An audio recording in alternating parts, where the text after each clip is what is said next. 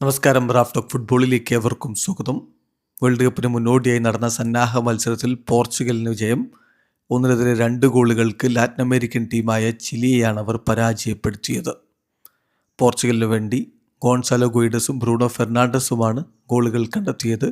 ചിലിയുടെ goal കളിയുടെ അവസാന ഘട്ടത്തിൽ കപ്പേഡയാണ് നേടിയത്. പോർച്ചുഗലിൽ വെച്ച് നടന്ന മത്സരത്തിൽ അവരുടെ സൂപ്പർ താരം ക്രിസ്ത്യാനോ റൊണാൾഡോ, ഒപ്പം Rafael Leao, Conceicao, Bernardo Silva, Bruno Fernandes എന്നിവരൊക്കെ ചേർന്നുകൊണ്ട് അവരുടെ മുന്നേറ്റങ്ങൾ നയിച്ചു. കളിയുടെ ആദ്യ പകുതിയുടെ അവസാനത്തിൽ റാഫേൽ ലിയാവോക്ക് റെഡ് കാർഡ് കിട്ടി. അതൊരു കൺഫ്യൂഷൻ അതിനെ തുടർന്നുണ്ടായ ഒന്നും തള്ളും. 2 പേർക്ക് റെഡ് കാർഡ് കിട്ടി. അതായത് ചിലിയുടെ റോബനും അതുപോലെ തന്നെ റാഫേൽ ലിയാവോക്കും റെഡ് കാർഡ് കിട്ടി. അങ്ങനെ 10 പേരായിട്ട് 2 ടീമും ചുരുങ്ങി.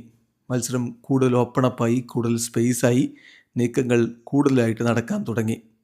ഏതായാലും മത്സരത്തിൻ്റെ 58-ാമത്തെ മിനിറ്റിൽ ഗുയിഡസിലൂടെ പോർച്ചുഗൽ ലീഡെടുത്തു. പിന്നെ ബ്രൂണോ ഫെർണാണ്ടസിൻ്റെ കിടിലൻ ഒരു ഫിനിഷിങ് 75-ാമത്തെ മിനിറ്റിൽ ടീം 2-0 മുന്നിൽ.